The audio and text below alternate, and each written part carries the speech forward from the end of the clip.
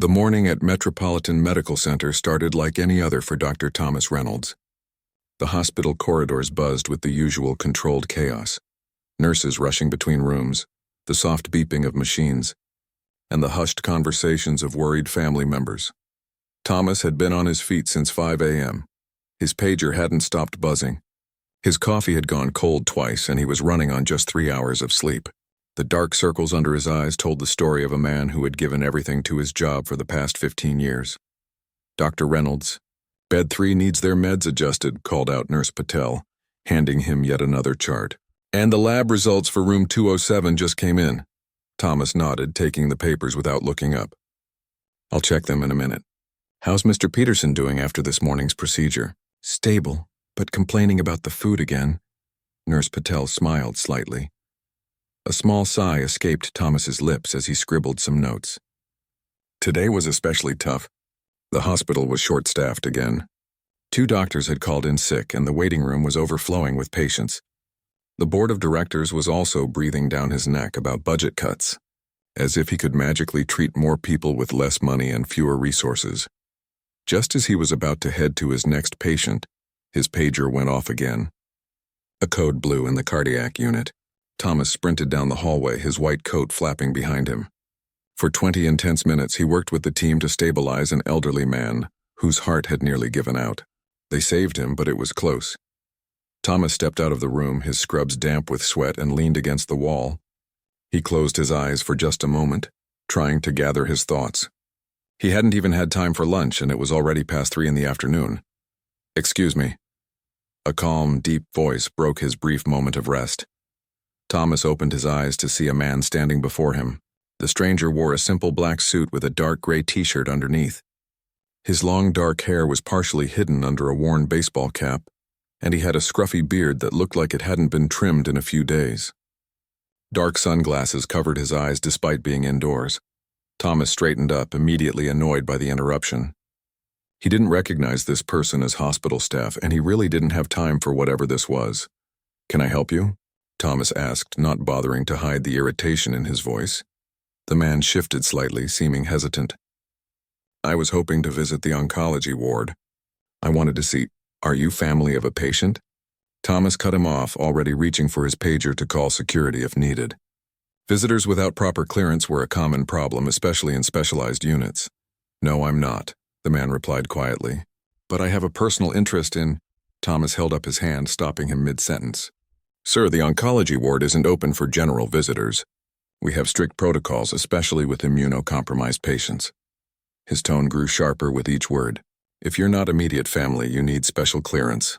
You can't just walk in off the street." The man in black remained calm, his expression unreadable behind the sunglasses. "I understand, but I've actually made arrangements with—" "Look," Thomas interrupted again, his patience completely gone. "I don't have time for this right now. We're short-staffed. I have patients waiting, and I haven't eaten since yesterday. Whatever arrangements you think you've made, you need to go through proper channels. Go to the front desk, make an appointment like everyone else, and stop wandering the halls bothering the medical staff." A young nurse walking by slowed down, clearly overhearing the exchange. She glanced at the visitor, her eyes widening slightly in recognition before she hurried away, whispering urgently to another staff member. The man in the cap just nodded slowly. "I apologize for the interruption, doctor. I can see you're having a difficult day." His voice remained gentle, without a hint of the offense that Thomas's harsh words surely warranted. Thomas barely registered the man's polite response. His pager was beeping again, another emergency. "Front desk is that way." He pointed down the hall before rushing off to his next crisis, already forgetting about the encounter. The rest of Thomas's afternoon was a blur of patient consultations, emergency interventions, and paperwork. Around 6 o'clock, he finally collapsed into a chair in the staff break room, unwrapping a sandwich he'd grabbed from the vending machine. As he took his first bite, the door swung open and Nurse Patel rushed in, followed by 2 other nurses. Their excited chatter filled the small room. "I swear it was him. Lisa from reception confirmed it," one of the younger nurses was saying. Thomas tried to tune them out, focusing on his sad, stale sandwich. "Can you believe Keanu Reeves was here? In our hospital?" Nurse Patel's voice rose with excitement. Thomas nearly choked on his food. What did you say? The nurses turned to him, surprised by his sudden interest. Keanu Reeves was here earlier today, Nurse Patel explained. Apparently he came in very low-key. Baseball cap, sunglasses, keeping to himself. Lisa said he had an appointment with administration, but he wanted to visit the oncology ward first. A chill ran down Thomas's spine. Baseball cap, sunglasses, wanting to visit the oncology ward. What was he wearing? Thomas asked, his sandwich forgotten. Black suit, gray t-shirt underneath. Classic Keanu, the younger nurse replied, grinning. My cousin works in security and saw him on the cameras. Said he was super polite to everyone. Thomas felt the blood drain from his face as the description matched perfectly with the man he'd rudely dismissed earlier. When was he here? Around 3, I think? He was supposed to meet with the board afterward, but apparently there was some issue and he left early. Nurse Patel looked at him curiously. Dr. Reynolds, are you feeling okay? You look like you've seen a ghost. Thomas couldn't answer. His mind was replaying his harsh words, his dismissive attitude, his complete lack of patience with the polite man in the hallway. He had treated Keanu Reeves, one of the most beloved and reportedly kind celebrities on the planet, like an annoying intruder. Did anyone mention why he was meeting with the board? Thomas finally managed to ask, his voice barely above a whisper. The nurses exchanged glances. Nothing official, Nurse Patel said carefully. But there's a rumor going around that he's considering a major donation to the hospital. Specifically for the oncology department. The sandwich in Thomas's hand fell to the table. His mother, he murmured. What? The nurses asked in unison. Keanu Reeves's mother battled cancer, Thomas explained, the information suddenly surfacing from a magazine article he'd read years ago. He's been a quiet supporter of cancer research for decades. The break room door swung open again and the hospital's head administrator, Dr. Wilson, appeared. His usual composed demeanor seemed slightly frazzled. Dr. Reynolds, just the person I was looking for, he said, his tone artificially cheerful. Could I have a word with you in private? Thomas nodded numbly, following Dr. Wilson into the hallway. The moment the door closed behind them, the administrator's fake smile vanished. Would you care to explain what happened between you and Mr. Reeves this afternoon?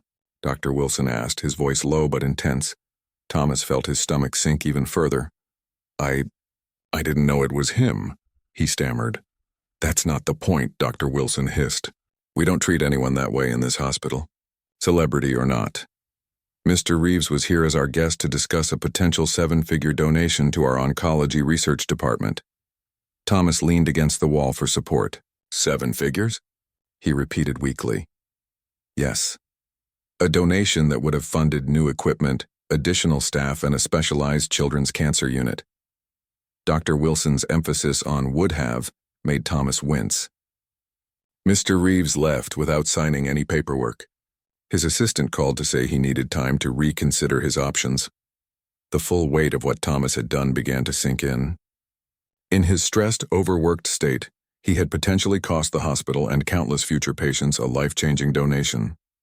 All because he couldn't spare 30 seconds of basic courtesy. I'm sorry, Thomas said, knowing how inadequate the words were.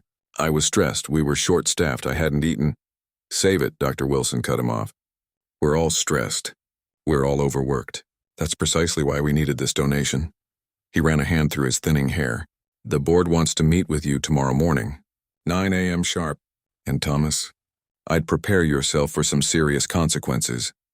As Dr. Wilson walked away, Thomas stood frozen in the hallway, the magnitude of his mistake crushing down on him like a physical weight. Not only had he been unspeakably rude to someone who by all accounts was one of the kindest celebrities alive, but he had potentially deprived his patients, the very people he had dedicated his life to helping, of resources that could save lives. The worst part was knowing that if Keanu Reeves had arrived in a limousine, with an entourage and flashing cameras, Thomas would have treated him differently. It was the humble, unassuming man in a baseball cap who had received his worst self. Thomas slid down the wall until he was sitting on the cold hospital floor, his head in his hands. What had he done? And more importantly, was there any way to fix it? Thomas barely slept that night. His apartment, usually a sanctuary after long hospital shifts, felt suffocating as he paced the floors until dawn. Every time he closed his eyes, he saw the polite stranger in the hallway, Keanu Reeves, and heard his own harsh words echoing back at him. By morning, Thomas looked even worse than he had the day before. Dark circles hung under his bloodshot eyes as he stared at himself in the bathroom mirror. "You really messed up this time," he muttered to his reflection. He arrived at the hospital 30 minutes before his meeting with the board. The usual morning bustle felt different somehow. People glanced his way and then quickly looked away. Hushed conversations stopped when he passed. News traveled fast in hospitals, and it seemed everyone knew about his encounter with Keanu Reeves. As he walked toward his office, Nurse Patel fell in step beside him. "Everyone has bad days," she said quietly. "Don't be too hard on yourself." Thomas gave her a weak smile. "Thanks, but I deserve whatever's coming." "I was completely out of line." "True," she agreed bluntly. "But for what it's worth, I've seen how much you care about the patients here. Maybe that counts for something." Before he could respond, they were interrupted by a young medical intern rushing toward them. "Dr. Reynolds, have you seen the news?" The intern thrust his phone forward. A local news website displayed on the screen. Thomas took the phone, his stomach sinking as he read the headline, "Exclusive: Keanu Reeves considering major donation to Metropolitan Medical Center for new cancer wing." "This was posted an hour ago," Thomas said, confused. "I thought the deal was off." The intern shook his head. "Keep reading." Thomas scrolled down, scanning the article.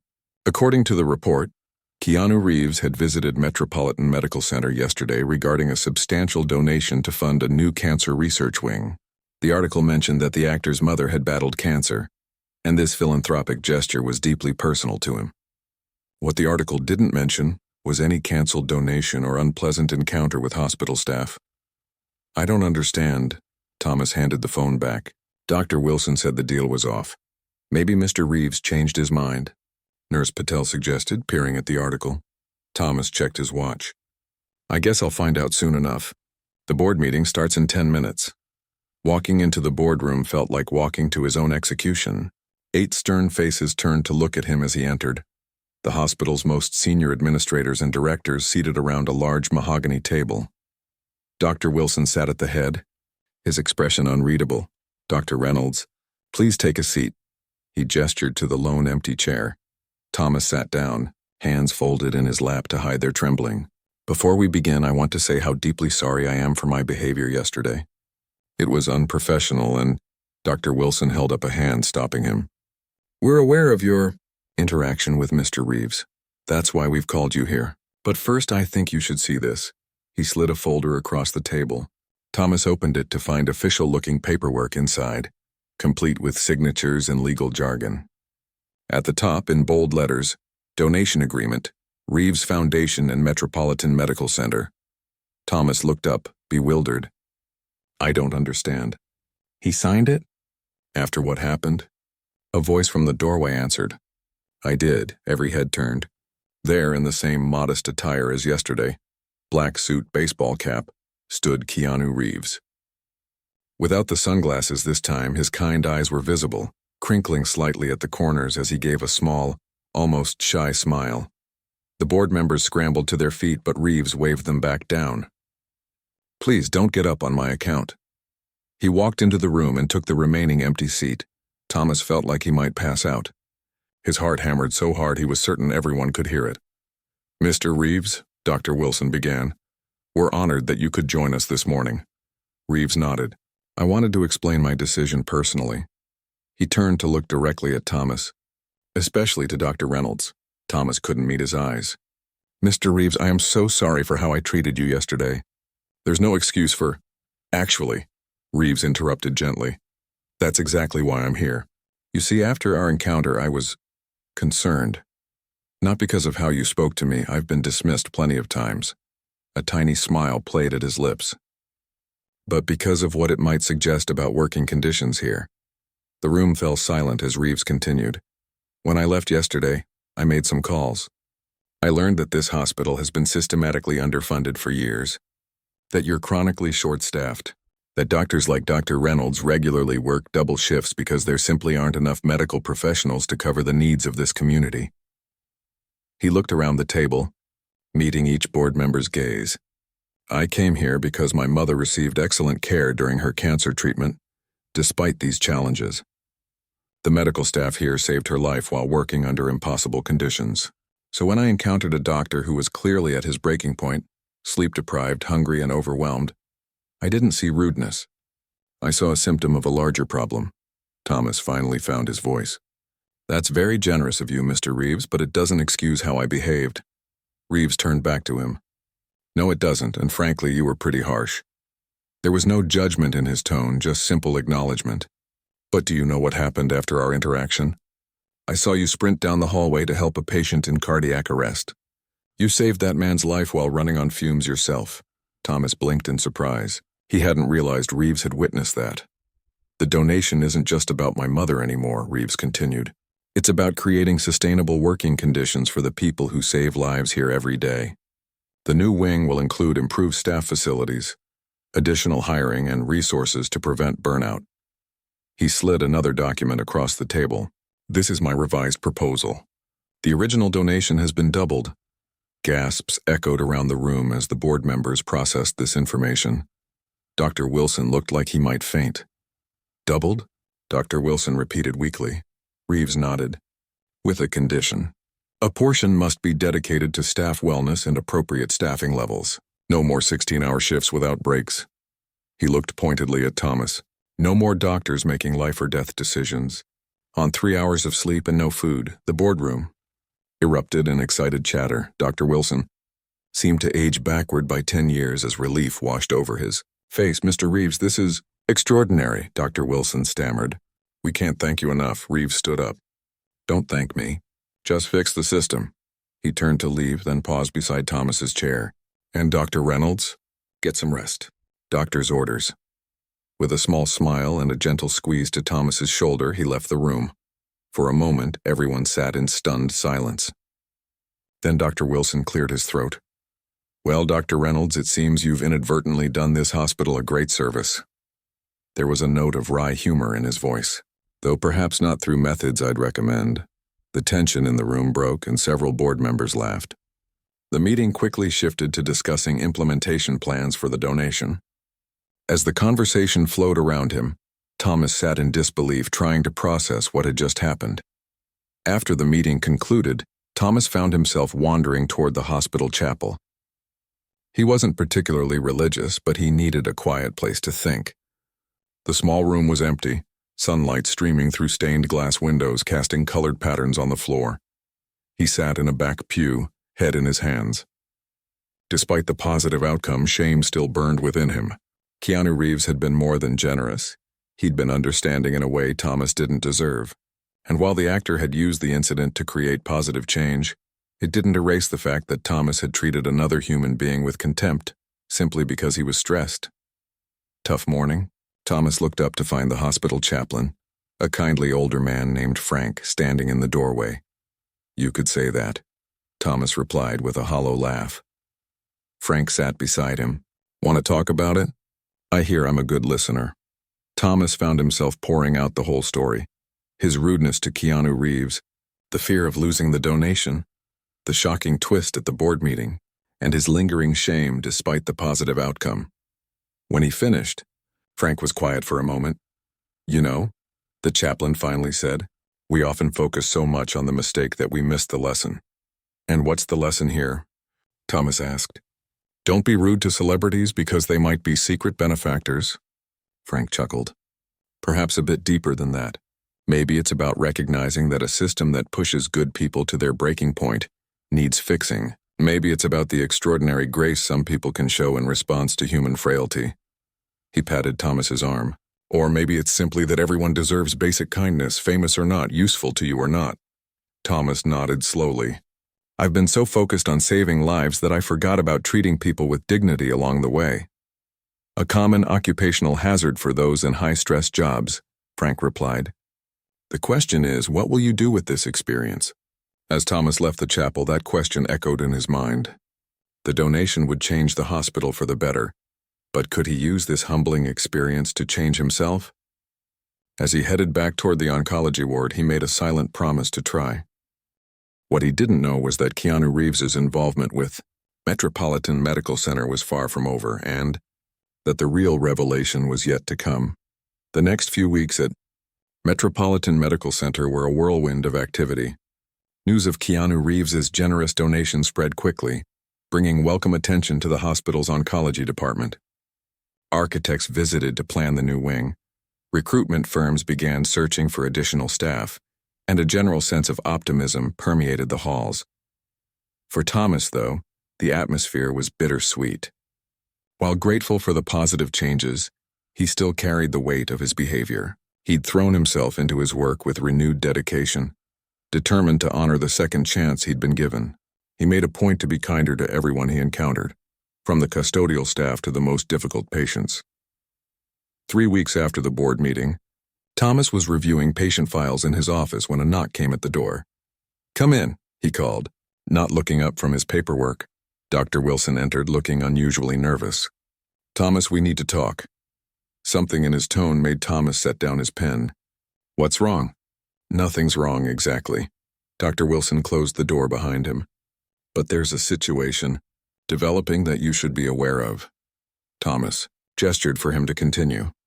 "The hospital board received a notice yesterday that Meridian Healthcare Partners has acquired a controlling interest in our hospital group." Thomas frowned. "I've never heard of Meridian Healthcare Partners." "Few people have," Dr. Wilson replied. "It's a private investment company that's been quietly acquiring medical facilities across the country. They typically maintain existing management, but implement new operational guidelines." "And why does this concern me specifically?" Thomas asked, a sense of unease growing. Dr. Wilson sighed. "Because their representative is here today to meet with key department heads, and he specifically requested you be present at the initial meeting." "Me? Why would they?" Thomas stopped mid-sentence as understanding dawned. "It's because of the donation, isn't it? They want to know about the new cancer wing." "Perhaps." Dr. Wilson checked his watch. "The meeting starts in 20 minutes in the main conference room. Just be prepared for anything." As Dr. Wilson left, Thomas sat back in his chair trying to make sense of this development. Corporate takeovers rarely boded well for patient care. Would this new company honor Keanu Reeves's donation terms? Or would they try to redirect those funds to more profitable ventures? With a growing sense of dread, he made his way to the conference room. Several other doctors were already seated around the large table, along with board members and hospital administrators. Everyone spoke in hushed tones, speculation filling the air. At precisely 2 p.m., Dr. Wilson entered with 2 people Thomas didn't recognize: a woman in a sharp business suit carrying a leather portfolio and a man whose face Thomas couldn't see as he was bent over his phone. "Ladies and gentlemen," Dr. Wilson announced, "I'd like to introduce Ms. Claire Winters from Meridian Healthcare Partners and their CEO who will be overseeing the transition." The man finally looked up from his phone, and Thomas felt the blood drain from his face. Standing next to Dr. Wilson in a tailored business suit instead of his casual attire was Keanu Reeves. A ripple of shocked whispers spread through the room. Reeves gave a small, almost embarrassed wave. "Please, everyone stay seated," he said as people began to rise. "And yes, to address the elephant in the room, I am the principal owner of Meridian Healthcare Partners." Thomas gripped the edge of the table to steady himself. The man he had rudely dismissed weeks ago wasn't just a generous donor, he was their new boss. Reeves and Ms. Winters took their seats at the head of the table. While she distributed folders to everyone present, Reeves spoke. "I prefer to keep my business interests separate from my public persona," he explained. "Meridian began 3 years ago, after my mother's cancer treatment showed me both the incredible dedication of medical professionals and the systemic failures that hinder their work." He opened his own folder. "Our mission is simple: acquire struggling but vital medical facilities and make them sustainable without sacrificing care quality. We've been watching Metropolitan for some time, impressed with your clinical outcomes despite limited resources." Ms. Winters took over. "The acquisition was finalized last month, but Mr. Reeves wanted to visit anonymously first to experience the hospital as a regular visitor would." Thomas couldn't breathe. Last month. The acquisition had already been in place when he'd been rude to Reeves in the hallway. When Reeves had later doubled his donation at the board meeting, he'd already owned the hospital. "My visit was enlightening," Reeves continued, his eyes briefly meeting Thomas's across the table. "It confirmed both the strengths and challenges of this institution." For the next hour, Reeves and Ms. Winters outlined their vision for Metropolitan's future. More staff, better equipment, improved facilities for both patients and healthcare workers. reasonable shifts, mental health support. The changes sounded like a dream come true to the overworked medical staff in the room. We're not interested in cutting corners for profit, Reeves emphasized. We believe that treating healthcare workers with dignity translates directly to better patient care. That's why the donation for the cancer wing, which, yes, came from me through my foundation, specified funds for staff well-being. As the meeting concluded, Reeves asked several people to stay behind for additional discussions, including Thomas. One by one, others were called into a smaller adjacent room to speak with Reeves privately. Thomas waited, his anxiety mounting with each passing minute. When his turn finally came, he felt like a condemned man walking to the gallows. Inside the smaller conference room, Reeves sat alone, jacket off, tie loosened. He looked more like the casual visitor from the hallway than the CEO of a healthcare company. "Dr. Reynolds," he greeted Thomas, gesturing to a chair. "Please sit down." Thomas remained standing. "Mr. Reeves, I need to say something first. I had no idea who you were that day in the hallway, but that's no excuse. My behavior was inexcusable regardless of who you were, and I'm deeply sorry." Reeves studied him for a moment, then nodded. "Apology accepted, though it was accepted weeks ago at the board meeting too." He smiled slightly. "You can sit down now." Thomas finally took a seat, still tense. "I didn't ask you to stay behind to revisit that incident," Reeves said. "I asked you to stay because I have a proposition for you." Thomas blinked in surprise. "A proposition?" "The new cancer wing needs a medical director," Reeves explained. "Someone who understands the clinical aspects but who also recognizes the importance of compassionate care for patients and staff alike." Thomas stared at him. "You want me to run the new wing? After how I treated you?" Reeves leaned forward. "Dr. Reynolds, do you know what I observed during my visit? Before our unfortunate encounter, I watched you spend 30 minutes with an elderly cancer patient, explaining her treatment options in terms she could understand. I saw you kneel down to speak eye to eye with a frightened child. I witnessed you defend a nurse who made a minor charting error to her supervisor." He paused. "And yes, I also saw you at your worst moment. Stressed, hungry, and at the end of your rope. I saw a good doctor pushed beyond reasonable limits." Thomas shook his head in disbelief. "I don't understand. Anyone else would have fired me." "I'm not interested in punishing people for being human," Reeves replied simply. "I'm interested in building a hospital where dedicated professionals like you don't reach breaking points because the system fails them." He slid a folder across the table. "This is the job description. Review it, think about it. We can talk again next week." As Thomas left the meeting in a daze, he passed Nurse Patel in the hallway. "So?" she asked eagerly. "Is it true that Keanu Reeves secretly owns the hospital?" Thomas nodded. "Apparently he's owned it for a month. That day when I was rude to him? He was already our boss." Nurse Patel winced. "Ouch, so are you? Fired?" "No." Thomas still couldn't believe it himself. "He offered me the position of medical director for the new cancer wing." "That's amazing," Nurse Patel exclaimed. "You're going to accept, right?" Thomas hesitated. "I don't know if I deserve it." Nurse Patel crossed her arms. "After 16 years of putting this hospital before your own life? After missing your brother's wedding because a patient needed you? After working double shifts when we're short-staffed? I'd say you've earned it."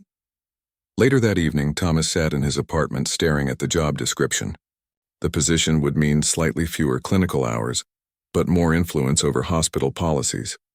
He could help implement the very changes that would prevent other doctors from reaching the breaking point he had. His phone rang, his brother calling from across the country. "Hey, big shot." His brother greeted him. "I saw the news about Keanu Reeves donating to your hospital." "Did you meet him?" Thomas laughed weakly. "You could say that. Well, what's he like? Is he as nice as everyone says?" Thomas thought about how to answer. How could he explain that Keanu Reeves had seen him at his absolute worst and still believed in him? That the actor had turned a moment of rudeness into an opportunity for systemic change. "He's better," Thomas finally replied. He saw someone being a complete jerk to him and responded with understanding instead of anger. He looked at a broken system and decided to fix it instead of just complaining. He's the real deal. After hanging up, Thomas made his decision. He would accept the position, not because he felt he deserved it, but because it was an opportunity to make things better for patients and staff alike.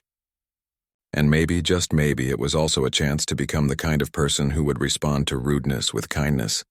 The way Keanu Reeves had. What Thomas didn't yet realize was that this was just the beginning of the changes coming to Metropolitan Medical Center, and that the biggest revelation about Keanu Reeves's connection to the hospital was still to come. 6 months passed in what felt like the blink of an eye. Metropolitan Medical Center was transformed, not just physically with construction of the new cancer wing well underway, but in spirit as well. The changes Keanu Reeves promised were being implemented one by one, bringing renewed energy to the hospital staff. Thomas had accepted the position as medical director for the oncology department after a weekend of soul-searching. The role challenged him in ways he hadn't expected. Instead of just treating patients, he was now helping shape policies that would impact thousands of lives for years to come. On a crisp autumn morning, Thomas arrived at work earlier than usual. The hospital corridors were quiet, the overnight shift winding down as the day shift prepared to take over. He enjoyed these peaceful moments before the usual hustle began.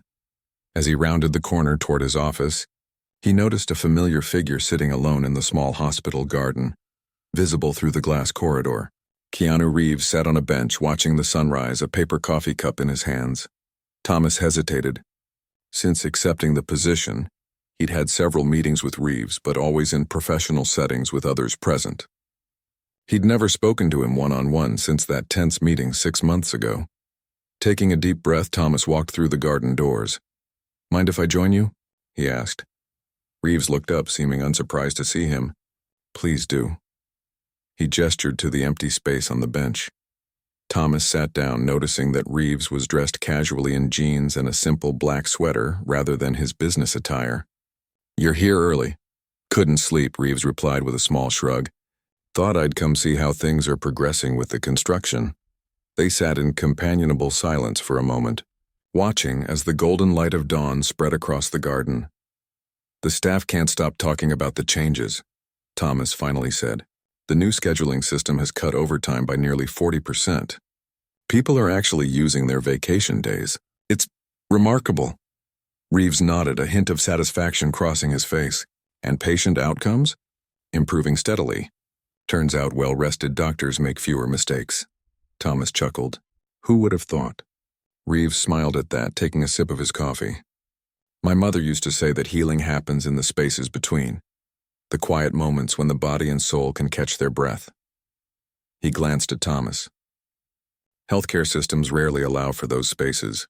Until now," Thomas added. "At least at Metropolitan." Another comfortable silence fell between them. Thomas marveled at how at ease he felt, sitting next to the man he'd once feared would destroy his career. "Can I ask you something?" Thomas ventured. When Reeves nodded, he continued. "Why did you keep your ownership of the hospital secret during your initial visit? And why reveal yourself to everyone now?" Reeves seemed to consider the question carefully. "I've learned that people show their true nature when they don't know they're being watched," he said finally. "If I'd arrived with an entourage and announced I was the new owner, I'd have seen everyone's best behavior, but not the reality of this place." He turned to look directly at Thomas. "Both the good and the bad." Thomas winced slightly at the reminder of their first encounter. "As for why I've been more visible lately," Reeves continued, "sometimes people need to know someone is paying attention to what they're building. That their work matters enough for the person in charge to show up and witness it." Before Thomas could respond, his pager buzzed. He checked it with a frown. "Everything okay?" Reeves asked. "Just an incoming transfer from Westside General. They're sending over a patient with a rare form of lymphoma." Thomas stood. "I should get ready for their arrival." Reeves nodded. "I won't keep you." As Thomas turned to leave, Reeves called after him. "Dr. Reynolds? Join me for dinner tonight. There's something important I'd like to discuss with you." Thomas blinked in surprise. "Of course. Where should I meet you?" "The small Italian place across from the hospital. 7 o'clock. With that, Reeves turned back to the sunrise, leaving Thomas to wonder what this important discussion might entail. The day passed in a blur of patient consultations, meetings, and paperwork. By evening, Thomas was equal parts exhausted and curious as he crossed the street to Bella Notte, the cozy Italian restaurant Reeves had mentioned. Inside, The warm lighting and rich aromas of garlic and tomato sauce created a welcoming atmosphere. The hostess led Thomas to a private back room where Reeves was already seated, along with Ms. Winters and an elderly woman Thomas didn't recognize. "Dr. Reynolds." Reeves stood to greet him. "Thank you for coming. You know Claire, of course," he gestured to Ms. Winters. "And this is my mother, Patricia." Thomas tried to hide his shock as he shook hands with Patricia Reeves, a petite woman with silver hair and her son's kind eyes. "It's a pleasure to meet you, Mrs. Reeves." "Please call me Patricia," she insisted, her voice warm. "I've heard so much about you." Thomas shot a nervous glance at Keanu, wondering exactly what he'd told his mother about their initial encounter. As if reading his mind, Patricia laughed. "All good things, I assure you." "Well, mostly good things." They settled in, and after ordering, Reeves got straight to the point. "I asked you here tonight because we're at a crossroads with Metropolitan," he explained. "The cancer wing construction is ahead of schedule. Staffing levels have improved. But there's an opportunity I want to discuss with you before moving forward."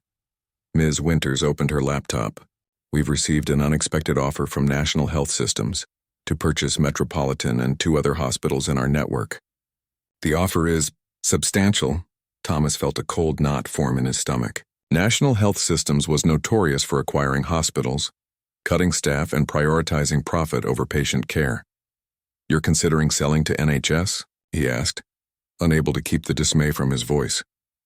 "We're considering all options," Ms. Winters replied diplomatically. Patricia reached over and patted Thomas's hand. "This is where you come in, dear. My son values your opinion on this matter. You're on the front lines," Reeves nodded. "Before making any decision, I want to hear directly from you what you think would be best for Metropolitan's future." Thomas was stunned into momentary silence. The owner of a multi-million-dollar healthcare company was asking for his input on a major business decision. "Can I speak freely?" he asked finally.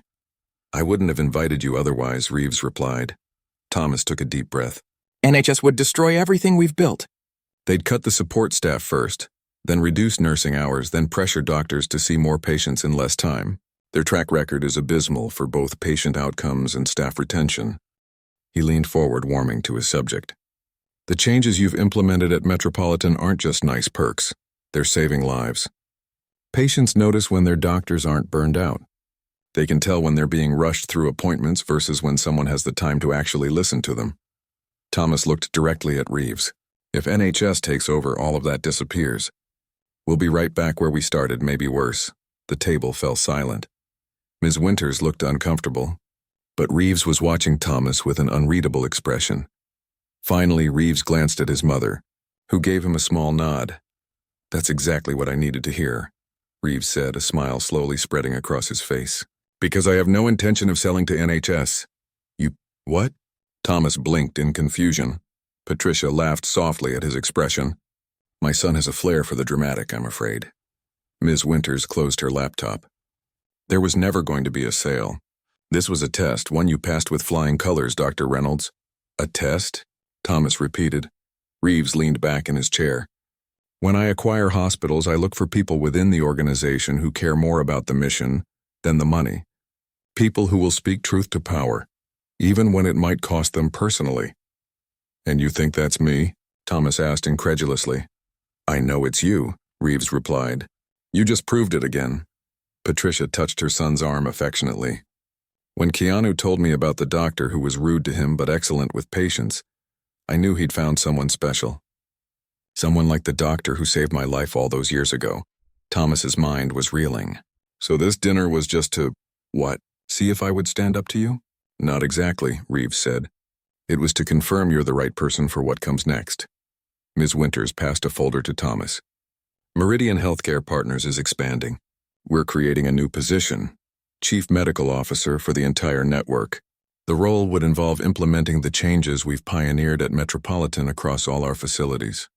Thomas stared at the folder in his hands. "You want me to oversee medical operations for all your hospitals? Based on 6 months as a department director? Based on 16 years of dedication to medicine," Reeves corrected. "And on your willingness to speak up for what's right even when it's uncomfortable." Patricia reached for her son's hand. "When I was sick, my doctor fought for me against an insurance company that wanted to deny my treatment. He stood up to the hospital administration when they tried to discharge me too early. He saved my life by being brave enough to challenge the system. Her eyes met Thomas's. That experience changed how my son sees healthcare. It's why he started Meridian, and it's why he recognizes the same quality in you, despite your rough first meeting. The waiter arrived with their food, momentarily pausing the conversation. As they ate, they discussed the details of the position, the challenges, the travel requirements, the vision for transforming healthcare across the country. By the time dessert arrived, Thomas was both overwhelmed and intrigued by the opportunity. It was far beyond anything he'd ever imagined for his career. "I'll need time to think about it," he said honestly. "Of course," Reeves nodded. "Take all the time you need."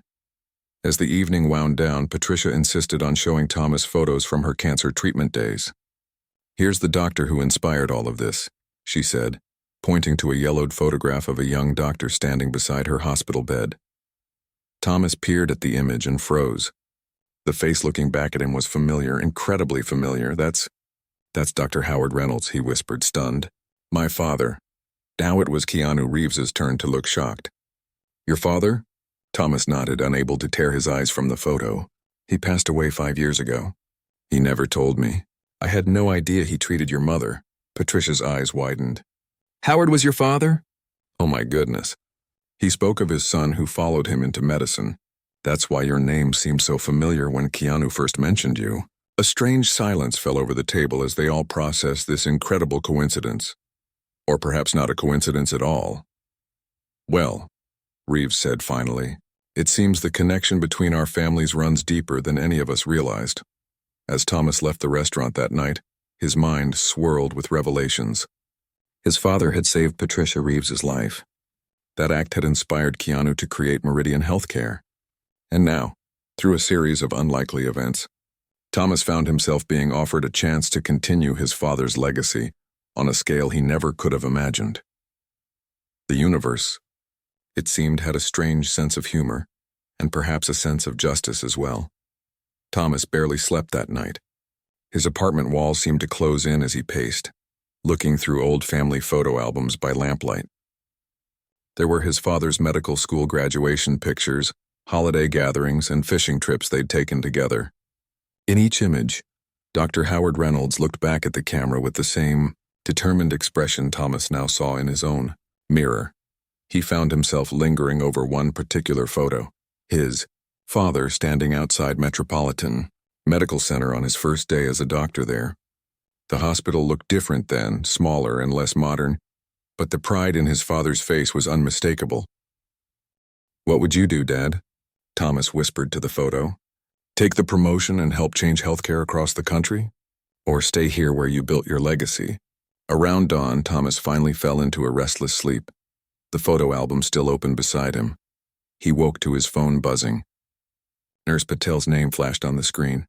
"Thomas, I know it's your day off, but you need to come in," she said without preamble. "There's been an accident on the highway. Multiple casualties. We're overwhelmed." Fully alert now, Thomas was already reaching for his clothes. "I'll be there in 20 minutes. When he arrived at Metropolitan, the emergency department was in controlled chaos. Ambulances continued to arrive, bringing in victims from a massive pileup on the interstate. Medical staff moved with urgent precision, prioritizing the most critical patients. Thomas jumped in without hesitation, moving from patient to patient. Hours blurred together as he sutured wounds, stabilized fractures, and helped with emergency surgeries. The work was physically and emotionally draining, but this was why he had become a doctor, to be there when people needed him most. It was nearly evening when things finally calmed down. Thomas stepped outside for a moment of fresh air, his scrubs spattered with blood despite the protective gown he'd worn. As he leaned against the wall exhausted, he noticed Keanu Reeves approaching from the parking lot. "I heard about the accident," Reeves said, stopping beside him. "Came to see if the hospital needed additional resources." Thomas nodded, too tired for formalities. 17 patients from the crash plus our usual emergency load. Everyone pulled extra shifts. Your new staffing policies made a difference. We had enough hands on deck to handle it without complete burnout. Reeves looked at him closely. "You've been here all day." "Couldn't stay away," Thomas admitted. "This is where I belong when people are hurting." They stood in silence for a moment, watching as the emergency department continued its work through the glass doors. "I've been thinking about your offer," Thomas finally said. "And?" Reeves asked quietly. "I'm going to decline." If Reeves was surprised, he didn't show it. "May I ask why?" Thomas turned to face him directly. "Because the work that matters most to me happens right here, in exam rooms and operating theaters. Not in boardrooms or corporate offices." He gestured toward the hospital. "Today reminded me why I became a doctor. I need to keep my hands in the work." Reeves studied him thoughtfully. "Your father would be proud of that decision." "You think so?" Thomas asked. "I know so," Reeves replied. "When my mother was sick, he told her something I never forgot. He said, 'The moment a doctor stops seeing patients is the moment they stop being a healer.'" Thomas smiled sadly. "That sounds like him." "For what it's worth," Reeves continued, "I think you're making the right choice. The healthcare system doesn't just need good administrators, it needs good doctors who remember what matters." An ambulance pulled up, its sirens cutting through their conversation. Thomas straightened, ready to head back inside. "Does this mean you'll keep me on as medical director of oncology?" he asked. "Actually," Reeves replied, "I have something different in mind." 2 weeks later, Thomas stood in a gleaming new conference room in the just-completed cancer wing. The room was filled with hospital staff, board members, local media, and a few celebrities who had come to support the grand opening. At the center of it all stood Keanu Reeves and his mother Patricia, both beaming as they prepared to cut the ceremonial ribbon. "Before we officially open this new facility," Reeves addressed the crowd, "I want to share the story behind its name." He gestured to the large lettering above the entrance, now unveiled for everyone to see. "The Howard Reynolds Center for Oncology and Patient Care." A murmur ran through the audience. Most knew the name from Thomas, but few had known his father or his connection to the Reeves family. 20 years ago," Reeves continued, "a dedicated doctor at this hospital saved my mother's life. He didn't just treat her cancer. He fought for her when insurance denied coverage. He checked on her on his days off. He gave her his personal phone number for emergencies." Patricia stepped forward. "Howard Reynolds showed me that medicine isn't just science, it's an act of humanity. And today his son carries on that legacy here at Metropolitan." Thomas, standing quietly at the side of the room, felt a lump form in his throat as all eyes turned to him. "Dr. Thomas Reynolds initially turned down a promotion to our corporate offices," Reeves said with a smile. "He told me quite firmly that his place was here with patients, not in boardrooms. It was the right decision for the wrong reason." Confused murmurs spread through the audience. "You see," Reeves continued, "Metropolitan needs more than department directors. It needs someone who remembers why we do this work in the first place.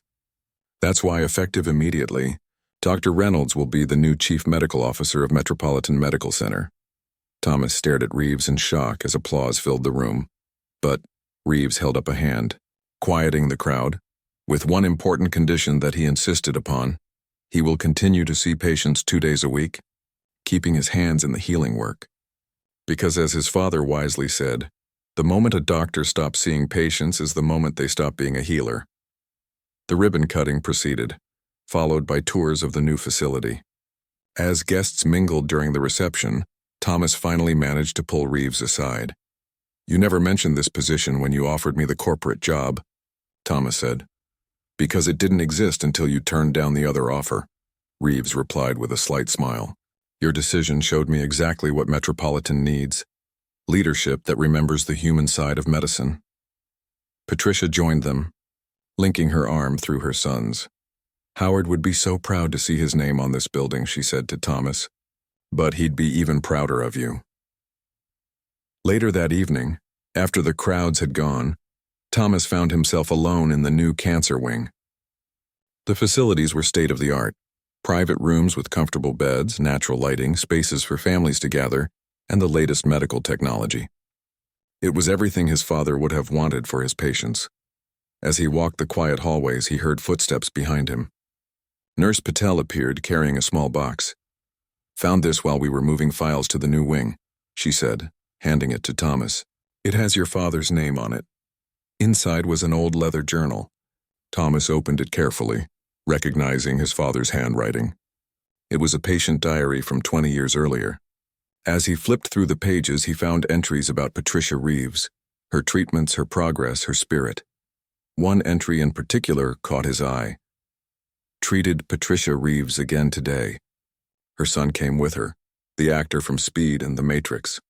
Nice young man, very devoted to his mother. Asked thoughtful questions about the healthcare system. Seems interested in more than just his mother's treatment. Wants to understand why things work the way they do. Reminds me of Thomas in that way. Always looking for the bigger picture. Thomas smiled through tears he couldn't hold back. All those years ago, his father had seen something special in Keanu Reeves, just as Reeves had eventually seen something in him, even after their disastrous first meeting. "You okay?" Nurse Patel asked gently. "Yeah," Thomas replied, wiping his eyes. "Just realizing how strange life can be sometimes. 6 months ago, I was at my breaking point, ready to quit medicine altogether. I snapped at a stranger in a hallway and thought I'd ruined everything. Instead, it led me here." "Well," she said pragmatically, "you did nearly ruin everything. But lucky for you, that stranger turned out to be Keanu Reeves." Thomas laughed. "Lucky for all of us. The patients, the staff, everyone who'll be treated in this building."